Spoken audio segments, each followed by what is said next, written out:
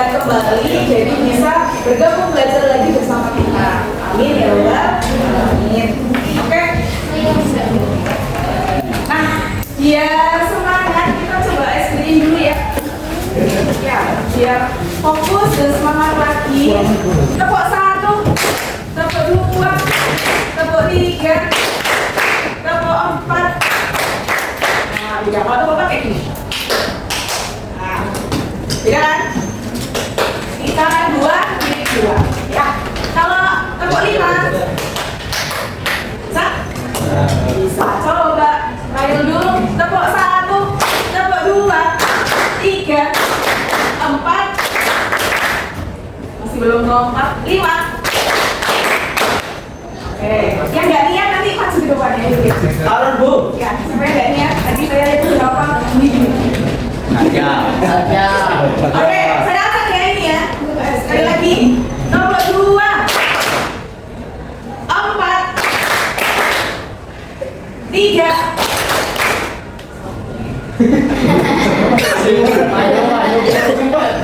Tiga. Ya, orang maju lagi mimpi ke depan. Kelihatan dong.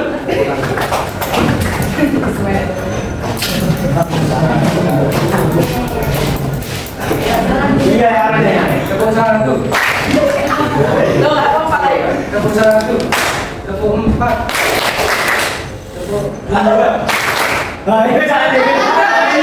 Salah deh. Tepuk 2. Sekali lagi. Tepuk 2. Loh, tepuk 4. Oke, terima kasih tepuk tangan buat kita semua.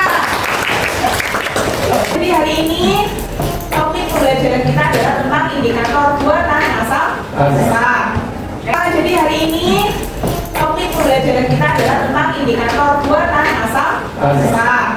Oke, kemarin sudah ibu kasih tahu ya bahwa hari ini kita akan melakukan kegiatan praktikum. Dan pasti tahu kan bahwa tanah itu punya tingkat keasaman atau pH yang bervariasi, ya enggak? Ya. Kenapa sih kok bisa seperti itu? Karena Tempatnya ini. iya tempatnya berbeda-beda ya. Tempatnya berbeda-beda, lokasinya berbeda-beda. Jadi ada kandungan yang berbeda di dalam tanah tersebut ya. Betul. Bisa karena komposisi mineral atau faktor eksternal atau penggunaan pupuk. Jadi pastinya tanah pertanian dengan tanah gunung-gunungan itu pH-nya akan berbeda. Nah, bagaimana sih cara kita mengetahui pH tersebut? Menggunakan indikator alami atau buatan. Ada lagi yang ingin menjawab? Pakai menggunakan alat apa? Iya, betul sekali, menggunakan pH meter. Ya, menggunakan pH universal. Nah, itu adalah cara-cara yang dapat digunakan ya. Terus kalau yang paling sederhana bisa menggunakan apa? Iya, untuk mendukung bisa menggunakan kertas lakmus. Nah, kertas lakmus itu ternyata memiliki banyak kegunaan ya sebenarnya. Nah, salah satunya, coba kalian pernah dengar nggak kasus ini? Pernah ya? Oh, kamu nggak pernah? Oke.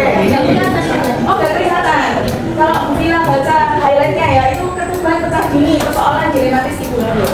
Nah, ternyata kejadian ketuban pecah dini ini cukup sering ya terjadi. Dan bisa jadi atau beberapa kasus itu sampai ketubannya habis, akhirnya menyebabkan bayi di dalam kandungan ibu hamil ini menjadi kekurangan air ketuban dan ekstrimally bisa meninggal seperti itu. Ya. Nah, salah satu kegunaan dari lakmus itu ternyata bisa nih digunakan untuk mengecek air ketuban. Nah, jadi kalau misalkan entah itu nanti ibunya ya atau mungkin saudaranya, kalau sampai kan belum ya jangan dulu. Tapi kan karena kalian belajar kimia jadi kan sudah tahu ya, maka nanti bisa ditularkan ke orang-orang tersayang atau orang-orang terdekatnya. Kalau misalkan sudah memasuki usia kehamilan yang 9 bulan gitu ya, maka harus siap sedia apa? Salah satunya adalah lakmus. Supaya apa? Bisa mendeteksi dini ya, kalau ternyata ini adalah air ketuban. Nah, kok bisa? Gimana? Perbedaannya dengan kalau air biasa seperti itu ya. Air ketuban itu bisa bukan lacnus. Kenapa? Karena memiliki pH yang bersifat alkali. Tahu alkali? Basa. Nah, jadi bisa melakukan deteksi dini sehingga kalau misalkan memang merembes, segera dilakukan pertolongan pertama sehingga tidak sampai ya sampai kesudahannya habis dan mengalami kondisi yang buruk seperti itu. Oke, dan masih banyak lagi manfaat yang bisa kita ambil ya dari dari materi kita hari ini seperti itu. Oke, selanjutnya tujuan pembelajaran kita hari ini yang pertama adalah melalui kegiatan praktikum peserta didik dapat mengidentifikasi sifat larutan menggunakan lacnus merah dan biru dengan tepat. Yang kedua, peserta didik dapat memperkirakan pH suatu larutan menggunakan indikator buatan dengan tepat. Ya, Satya ya? Iya. Oke, yang ketiga melalui kegiatan diskusi dan presentasi peserta didik mampu mengkomunikasikan hasil diskusi kelompoknya dengan jelas, terstruktur, sesuai dengan topik materi. Jadi nanti selain kegiatan praktikum, ada juga kegiatan diskusi dan presentasi ya. Oke. Nah, selanjutnya Ibu Vila akan menjelaskan macam-macam asesmen yang akan kita gunakan pada pembelajaran hari ini. Yang pertama adalah asesmen pengetahuan. Nanti ada post test dan pre-test. Jadi kalau ada post test harus ada pre-test. Digunakan untuk apa? Untuk mengukur kepahaman kalian ya sebelum dan setelah melakukan pembelajaran. Yang kedua adalah asesmen keterampilan presentasi dan yang ketiga adalah asesmen sikap pelajar Pancasila. Nah, untuk praktikum hari ini ya nanti akan kegiatan hari ini adalah praktikum ya nanti di selanjutnya akan ada kerja kelompok kemudian ada presentasi. Nah nanti di akhir presentasi nanti Bu Vila akan memilih ya akan memilih kelompok terbaik di antara yang terbaik di sini gitu ya. Kalau kemarin kan katanya Bu kemampuan di kelas ini rata Bu gitu kan ya. Nah jadi Bu Vila pengen tahu nih yang paling terbaik siapa gitu ya. Nah kalau penilaian ini nanti berasal dari post test dan pre-test juga ya. Jadi seberapa kenaikannya sih ketika kalian melakukan diskusi kelompok tadi dan seberapa paham materi yang didapatkan seperti itu. Nah jadi sesuai dengan penjelasan Bu Vila tadi, sekarang kita akan melakukan pre-test terkait dengan materi kita hari ini yaitu tentang indikator buatan asam dan oke silakan dikerjakan. Bu Vila kasih fokus musik ya. Coba Trina, di sini ada berapa nih? Ada yang tahu siapa? Semua. Ayo semua yang ada di mana? Iya, yang ada di sekitar sekolah kalian ya di SMA Negeri 13 Surabaya. Di sepanjang perjalanan ke Jalan Raya itu ternyata ada sungai ya. Betul sekali. Nah, silakan dibaca informasi yang ada di LKPD di halaman 1. Ya. Apa yang kalian dapatkan dari situ? Rizky, sungainya tercemar apa Rizky? Iya. Tercemar karena banyaknya sampah, limbah rumah tangga. Kelihatan nggak? Ya, kelihatan ya? Kelihatan ya di foto maupun dari kalau kalian lihat kalian perhatikan itu banyak kali di situ adalah tempat bermuaranya air yang dari rumah tangga gitu ya.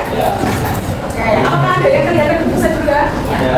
Ya juga ya. Nah itu seperti itu. Nah kira-kira dari permasalahan tersebut kita bisa ngambil apa nih? Apa pertanyaan atau apa masalah yang ingin kalian pecahkan? Iya, gimana? Silakan.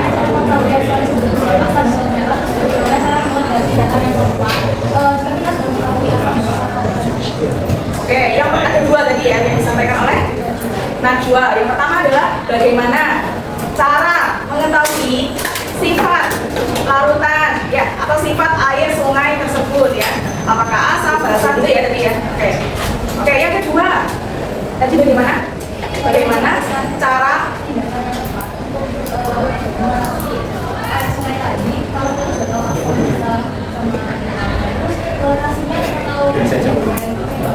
Oke, nah kalau tadi Najwa menyampaikan bagaimana cara mengatasinya. Nah, kalau sesuai dengan topik kita hari dan tujuan kita hari ini dengan pembelajaran itu sebelum kita bisa menyimpulkan gimana sih cara selain kita mengidentifikasi sifat larutannya, itu kita harus tahu apa dulu?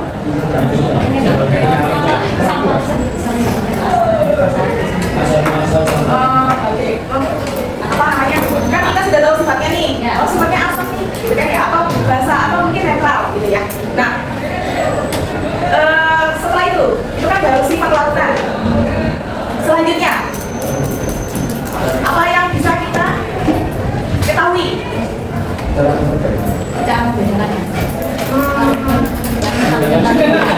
Apakah dari sifat itu kamu tahu bahwa pH-nya itu 1, pH-nya 2, 3? Maka bagaimana cara memperkirakan pH yang terkandung di dalam air sungai tersebut, ya? Menggunakan apa? Kita bisa menggunakan apa? Apakah menggunakan pH bisa menggunakan kertas lapus? Tidak. Menggunakan apa? Indikator apa? Indikator buatan. Oke, silakan dituliskan di kolom tersebut, ya. Selanjutnya kita akan melakukan kegiatan kelompok, ya, yaitu praktikum kelompok dan diskusi kelompok. Maka dari itu kita bagi kelompoknya, ya. Nah, tapi kelompoknya ini ternyata sama ya dengan pertemuan kita minggu lalu, ya. Oke, jadi silakan langsung berkumpul dengan anggota kelompoknya masing-masing. Silakan bekerja. Silakan dimulai kegiatan praktikumnya.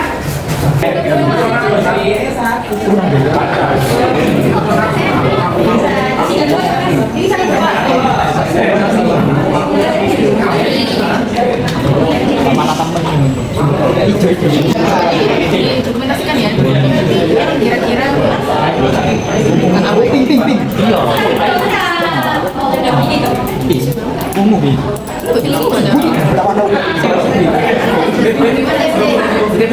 Yang atas ini. Oh,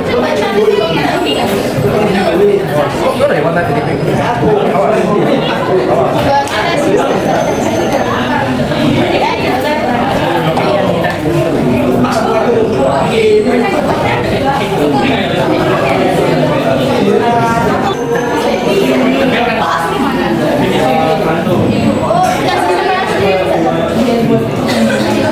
Hari ini kita akan lanjut diskusikan, ya, pertanyaan-pertanyaan yang ada di LKPD.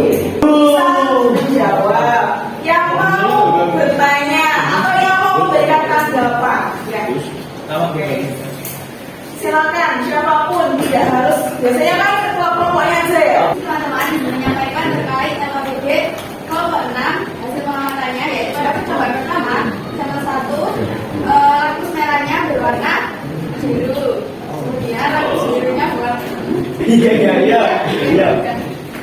lapis birunya berwarna biru, kemudian 1-2-nya lapis merahnya juga berwarna biru, lapis birunya berwarna biru, dan 1-3-nya lapis merah berwarna biru, lapis biru berwarna biru. Kemudian pada percobaan keduanya pada perubahan warna pada indikator buatan. Untuk satu-satunya pada vertikal biru, yaitu berwarna biru, phenolphthalein berwarna merah dan cerah, kemudian methyl merahnya berwarna kuning. Kemudian pada satu-dua, vertikal birunya berwarna biru, phenolphthalein berwarna merah dan cerah, methyl merah berwarna kuning. Dan terakhir pada satu-tiganya, vertikal biru berwarna biru, phenolphthalein berwarna merah dan cerah, dan methyl merahnya berwarna kuning. Ini semuanya warnanya sama. Oke, bagaimana? Apakah dari kelompok lain ada perbedaan?